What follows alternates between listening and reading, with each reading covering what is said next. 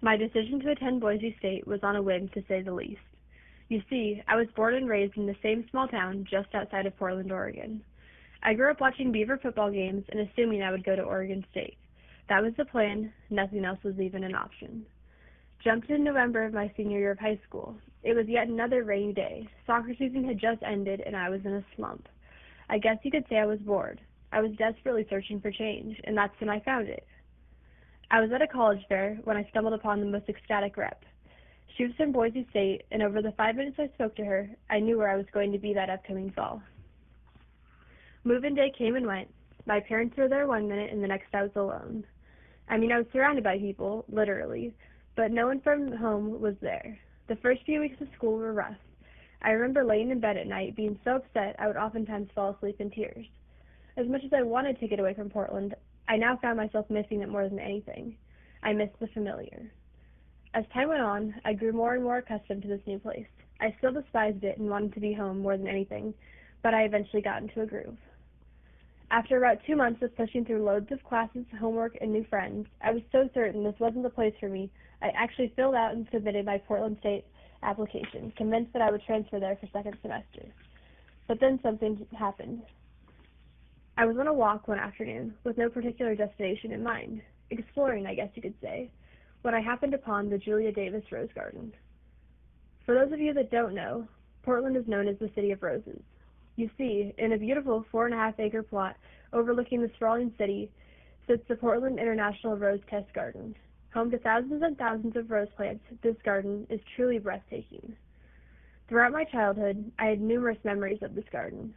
Family picnics, class field trips, dates, prom pictures, and even a juvenile game of hide-and-go-seek.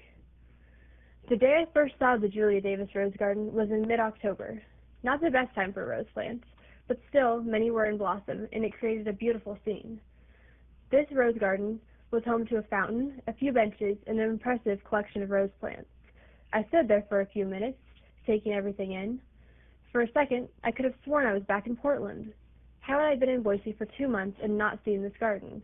It was literally less than a mile from my dorm. The answer to this question is simple. I hadn't given Boise a chance. I never allowed myself to open up to this new place. In my time at Boise State, I could count on 2 hands how many times I had left campus. That day was a game changer. I vowed to open myself up to all that Boise had to offer, and in doing that, I found little pieces of home in everything.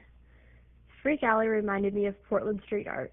Java Coffee had a resemblance to Stumptown, one of my favorite caffeine stops in downtown Portland, and although quite different, the bridges crossing the Boise River, such as the Friendship Bridge, sparked the memory of Portland's large, sprawling bridges.